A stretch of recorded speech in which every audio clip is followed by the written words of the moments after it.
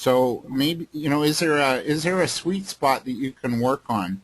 A target market, some sort of segment within that. And then what do you know about them, and what challenges or issues do you feel that that niche market has, and how would you solve those challenges and issues? Maybe just take a moment just to work on that, and then we'll do a little debrief, okay? I hope everybody can hear me now. Maimuna, are you there? Yeah? Yeah. Okay, cool. I'm not going into any more links, just in case that crashed my system. Oh my God. So just take a moment just to think of your target market and on what are some little sweet spots you can focus in on. Okay, I see a hand up. All right, good. Everybody can hear me. Any questions? So hopefully you're working on this a little bit.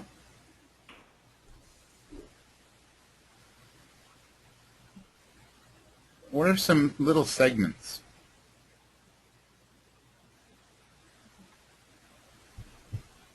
How do you overcome some of the issues and challenges those segments have?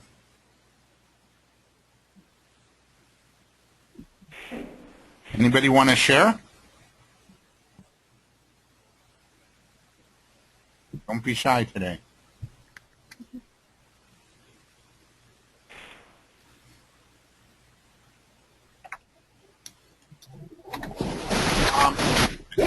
That's something I'd like you to work on, this week for some of the homework is think of your target market and what are some subsegments. So I mentioned when I was in this promotional industry, promotional incentives and products and whatnot, and marketing campaigns, that I chose to focus on the packaged goods industry. And what I knew about them is why they ordered. They ordered promotional incentives to increase sales. So if you think of like a food item, like I'll give you an example, Billy Bee honey. I don't know if any of you ever buy Billy Bee honey, but they would do a lot of in-store promotion, such as one of the things they would do is they would attach a honey spoon and wrap it with the product. And what that was is they put their logo on the spoon. That was an incentive for you to buy their honey because no other honey had a spoon. So it's like, oh, wow. And that was called an on-pack. So we knew that companies in the packaged goods industry might do an on-pack, or they might do what was called a near-pack. So you might buy Lubriderm hand lotion, and off to the side, come the spring, you'd see a little pack. And what they would do is they package a shovel, like a little garden shovel and garden gloves, off to the side of Lubriderm with a big, in-store display. And that would be an incentive for you to buy Lubriderm because they had this new, gardener's hands lotion, right? So that was a pretty cool, promotion that they would do. Or we worked on another promotion with who was it with? It was with Trident Gum, Adams Brands. And they did a whole in-store promotion at all the Max Milk and Becker store across Canada. And the whole goal was it was an incentive for you to buy their products, their gums, their, the certs that they make. It was an incentive for you to buy. So we knew that, these kinds of companies would buy specifically to raise their profile, raise awareness, and raise sales. And they also were fighting for shelf space at the grocery store, big time, like big time. Shelf space is everything.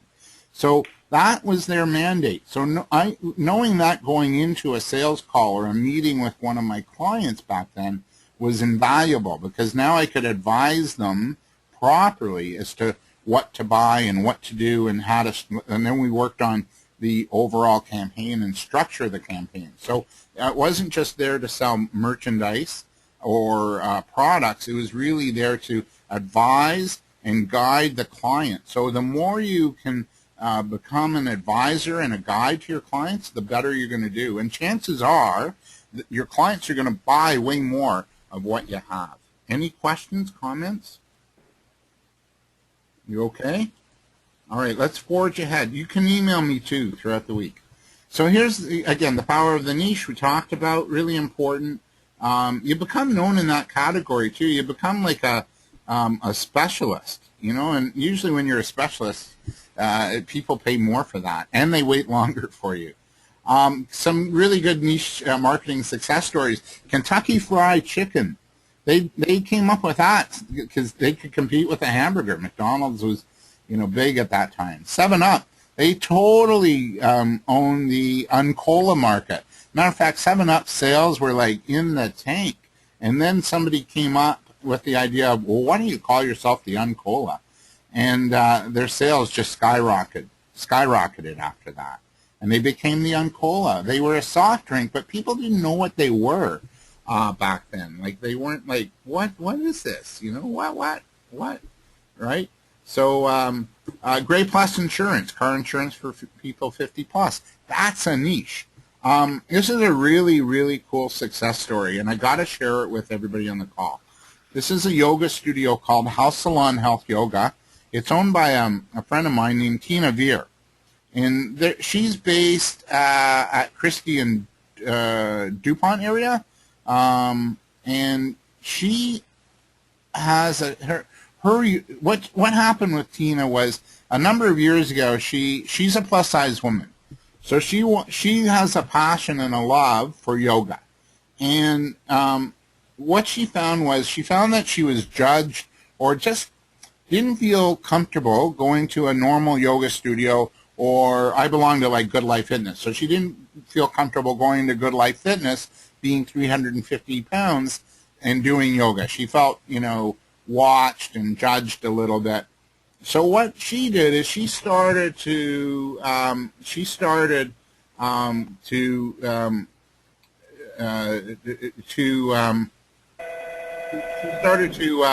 develop yoga for people like her. So what she discovered what's called restorative yoga. And restorative yoga is a really cool yoga that you can do without putting a lot of pressure on the joints and your body. Most of the movements are done on the floor. Most of the postures and movements are done on the floor. So really cool concept, yoga for round bodies. So what she did is she got her teaching license or certificate in doing restorative yoga. She branded it as Yoga for Round Bodies for other plus-size women, and her studio started to take off. Usually, like a yoga studio, they're the drunken cowboy in the Western movie. They're being everything to everybody. But she honed in on this one market, and she knew what their biggest challenge was. The biggest challenge was what she went through. So they didn't feel comfortable going to a normal yoga studio. They didn't feel comfortable going to a Good Life Fitness or a fitness club and doing yoga. So she created a warm, welcoming, safe environment for other plus-size women to do yoga. And since then, her business has taken off. She's also, the media loves her. Whenever they want an interview about self-esteem issues for plus-size women, they go to her. She goes to all the plus-size women sort of shows, fashion shows, beauty shows, that kind of thing. And now, fast forward, she started this about 10 years ago. She's now selling licenses to other yoga practitioners to license the Yoga for Round Bodies across North America. So not only is she making money from the yoga classes, which that in itself is amazing, she's got a really good practice, but now she's making money off of selling licenses. That's pretty incredible. Any comments? Or I hope that sharing that story helps. You know, another niche, again, a food caterer only offering vegetarian food. Again, a very distinct market and a very distinct offering. And, you know, people that want vegetarian will go to that person, right? So really important, just to get clear, just so that your clients are, they have a clear understanding of who you are, and you have a clear understanding of who your clients are, so you can market and sell and converse and share success stories and share ideas and share solutions for your clients. I hope that helps so far. I do want to open this up and have a discussion. This is a little bit of a niche marketing case study, okay? So this is the time to unmute yourself, keep your background noise down, and we'll take this up collectively. This is a little case study. Say you own a tire store, and you realize, you know what, I want to launch an ad campaign. But then you realize that there are some really distinct markets, more segments than you first imagined. So you discover your clients vary from families who are concerned about safety and their budget to the boomer market who want value and reliability. You also find you get young men who love speed and performance tires. That's another segment or niche that come in to buy tires. Plus there's single women 30 to 45 who want to know they're not being oversold to and ripped off, right? So my question for all of you, and then there's also families on a budget. Here, families who are concerned about safety, the boomer market, young men, and single women. So my question to you is, how would you sort of market, sell, and approach these very distinct niches? What would you say to a family, young family coming in to buy tires who are on a budget? What would you say to sort of entice them to buy? Any ideas? What would you get across? Maybe if you can unmute yourself, that'd be good. Hello? Yeah, hi, Maimuna. Yeah, I guess I'll start off. Okay, thanks. For families on a budget, I'd probably really highlight the safety as well as mileage that each car can go. So maybe like I would pick out cars and say, I don't know much about cars, so I'm making things up as I go, but I'd probably say like, oh, you would really like this car. It's, you can go this many miles or kilometers for only on this amount of tank, and the longer you have this car, you'll find that their cost compared to the other cars is much, much, much less, and also there's all these safety features for your family, and then you have these for the long car rides. You might have TV built into the back seat. Oh wow! Okay. Yeah. For someone who doesn't know about cars, you got it pretty. You nailed it pretty well. Dr. Michael Irving shares you cannot afford not to have safe tires for your family. Great point. What about boomers wanting reliability? So boomers are now we're 50. I think like we're 52 and over. What do you say to that group? We want value and reliability because this car's gotta last. I'm a boomer. When I go to the tire store, it's exactly how I talk. This car's gotta last. In my day, I walk 5 miles. No. What about boomers wanting reliability and value? What do you say to them? Anyone? To me, I think you got to show warranties. You got to talk guarantees. You got to talk about, the maybe even a little bit of technical jargon about the tires, and that they're reliable. There's a warranty. There's a guarantee. The other thing you want to maybe get across. I know I actually got my tires at Canadian Tire for a little bit extra, a little bit more money. I have tire insurance. So if I have a flat, they'll replace the tire absolutely free. I like that. What about men who like speed? Anybody want to offer up some ideas? What would you say to a young man who likes speed and performance? Anyone? You can go as far as you want on this. Some people, maybe you might want a supermodel promoting the tire.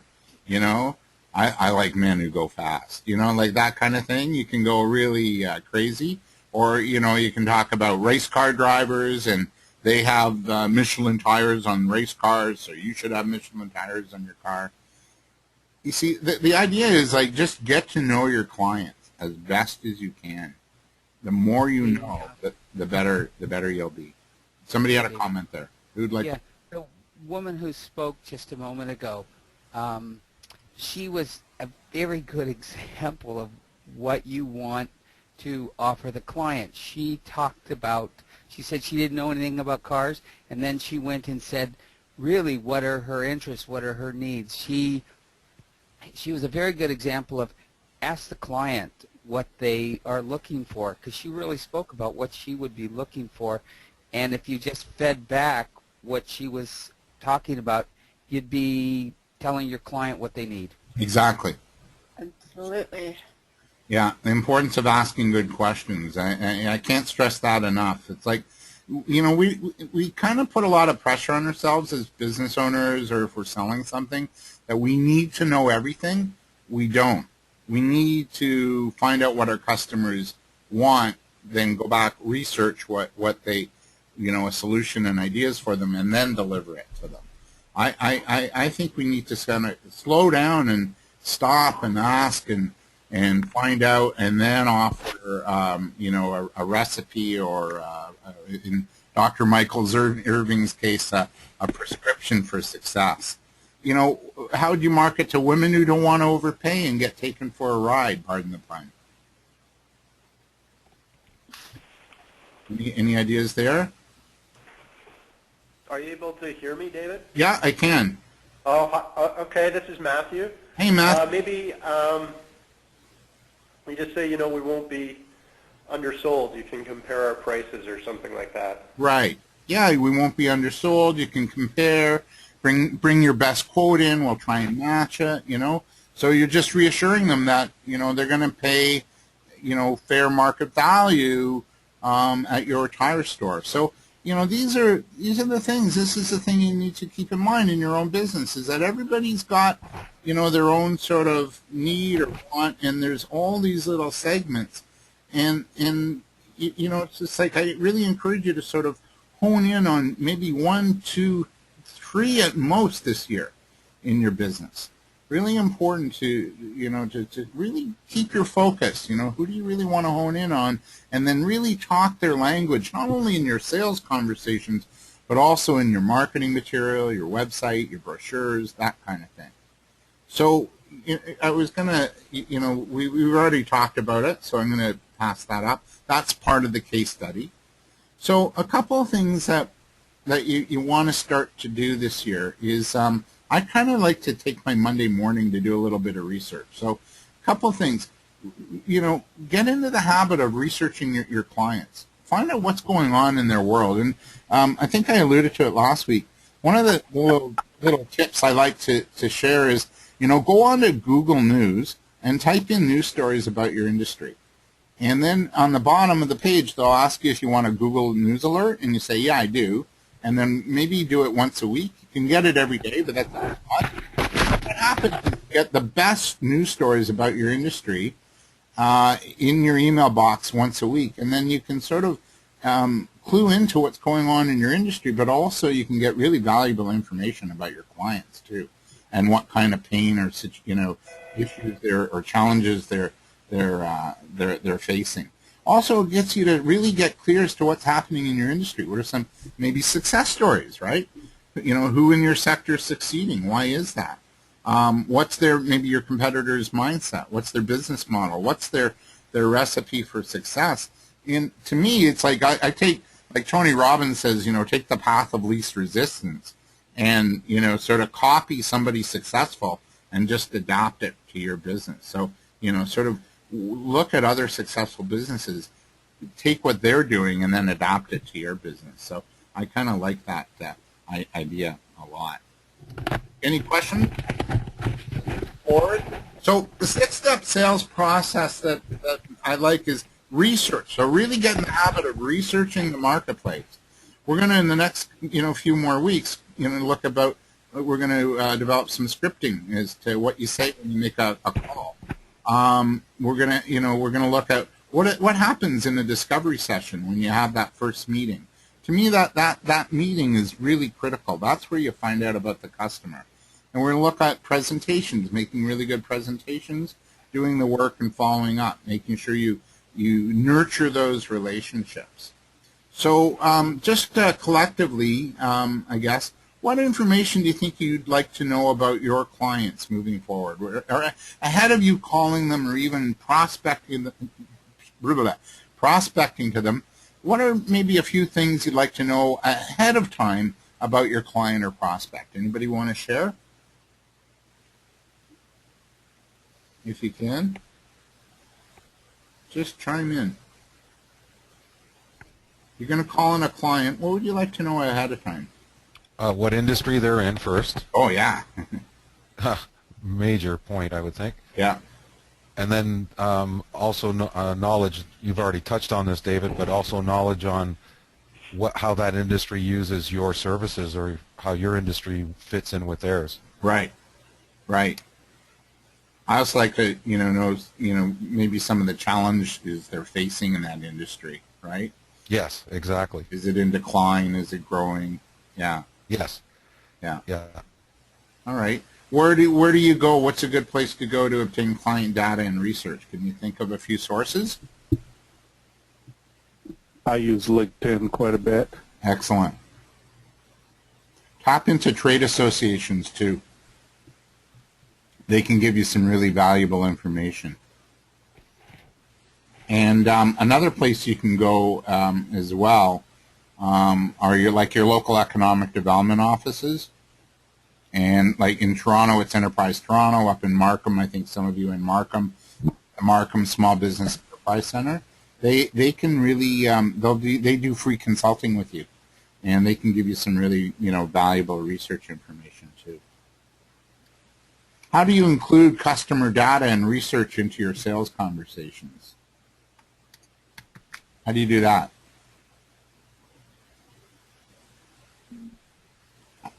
I actually would just share a little point of information. Did you know that, studies show that, and what we find with our clients is this, right? And then it gets your clients kind of thinking. It's like, oh man, this isn't the average sales call I'm getting here. This customer, this client actually knows what they're talking about. So what happens when you do your research and you kind of reflect your research in your marketing messaging, even on your Facebook, social media posts, in your sales conversations with clients, when you reflect that research, you position yourself as a thought leader, and you really do differentiate yourself from your competitors. And the last question is, why does knowing a client's issues, problems ahead of time help you to entice the client and get them maybe to respond a little bit more openly to your offer, your call, or conversation? Any ideas? You understand them. Yeah. Yeah, you're talking their language. Really important. So here's some homework for this week. I want you to think of your top 3 clients. What do you know about them now? How does knowing that information help facilitate the sales process? What are 3 new bits of information you want to know about these 3 clients? Maybe there's something new you want to know. So here's your challenge. To call 3 of your best clients and book a planning session with them. Could be in January, could be in February. And just maybe, just say, hey, look, I'd like to find out where you're going. What are your goals? What do you want to focus on this year? And meet with them just to discuss their needs, their wants, their goals, their budgets, and see how you can maybe serve your clients and prospects even better in the year ahead. So is everybody willing to take this on for next week?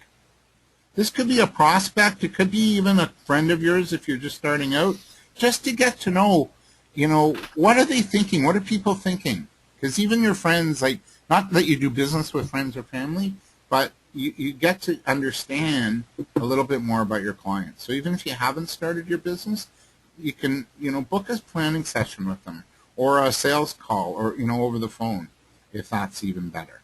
Okay? Yeah, thanks, Dr. Irving. Good idea. It is a good idea. Any questions? I'm really sorry about my computer giving out today. I've never had that happen. I hope it doesn't happen again. The other thing that I just want to share with you that's really important when marketing and you're having sales conversations and you're prospecting and getting to know your clients, there's a great book I recommend. It's called, oh my God, it's by Chet Holmes, and I'm forgetting the name of the book. Anyway, it's by Chet Holmes. I'll email it to you. He talks. Chet Holmes was an amazing man. He unfortunately passed away a couple of years ago. But a brilliant marketing mind. I mean, he teamed up with Tony Robbins. I think he was in the marketing team that got The Secret out way back when. Brilliant man and marketing mind. He was also a colleague with just some of the biggest names in business. And with Jay Abraham, he was a colleague of Jay Abraham, another brilliant marketing mind. Anyway, in his book, he talks about this notion that when we're selling and marketing, or we're having conversations, or we're at a networking event doing our pitch in front of everybody, that studies show that only 3% of the population wants what you have at any given time. So when we hear rejection and we get no and we go, oh man, why aren't they buying? Why aren't they interested? It's because they're just not interested. They're not buying. They're not looking for what you have. So, that should reduce some of the suffering, because 3% of the world's population wanting what you have, 7% are kind of thinking about it. Maybe they're in the market for it. So then you got to really focus your marketing and your sales messaging to those 10% of the people, because 90% of the population doesn't care about you, want you, or is even interested. So you really have to focus in and hone in on, what am I going to do? What am I going to say that's going to get that 10% interested in me or want to have a meeting with me, so that at least I have a chance to market and sell my goods and services to them. So that's where your attention should be. There you go, the ultimate sales machine. Thanks, Dr. Irving. Yeah, turbocharge your business with relentless focus on 12 key strategies. Thank you so much. It's a really good book. It's in paperback. It's under $20, but it's a good buy. Or if you go to the library, see if they have it. It's called The Ultimate Sales Machine. I highly recommend it. And so knowing that only 10% of the population wants what you have should take some of the suffering out of the equation when you're selling and marketing. When you come back from a networking event, scratching your head going, oh, that was a waste of time. Well, it was a waste of time because it might just be that, people are really just not in the market for what you do. So you want to just shift the thinking. You want to, just make yourself fascinating.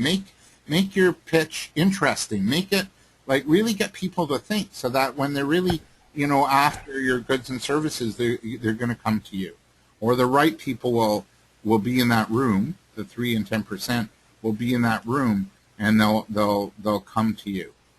So that wraps up. You got your homework this week, right? The homework is try and see if you can have 3 client sessions or meetings, just to uncover what they want, what their needs are, what their goals are, what their budgets are. Could be a little 10-minute conversation. It could be a nice coffee meeting at Starbucks, whatever you want. Okay? Any questions before we wrap up today? That's where you can get a hold of me. Oop, that's gone. I'm not doing that anymore.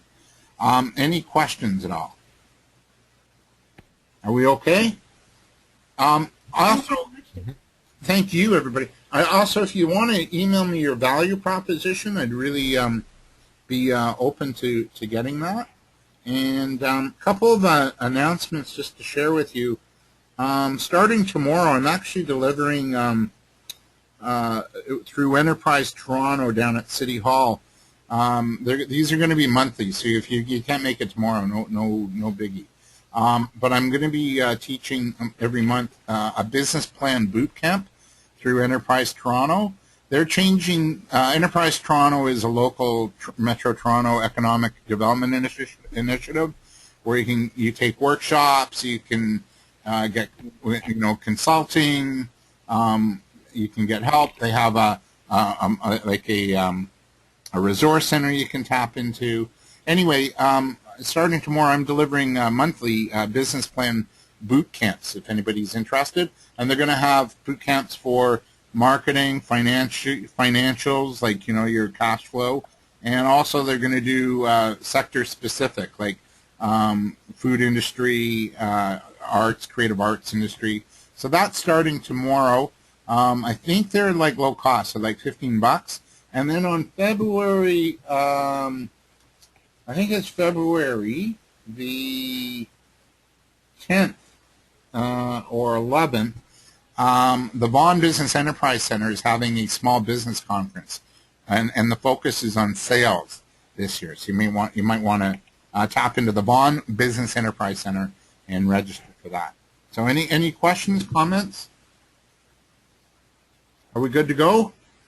I'll send you the link to the recording, and I'll send you the invites by midweek, okay, for next week. Thank you, everybody. Great. Thank you, David. Have a beautiful week. Cheers. You too. Okay.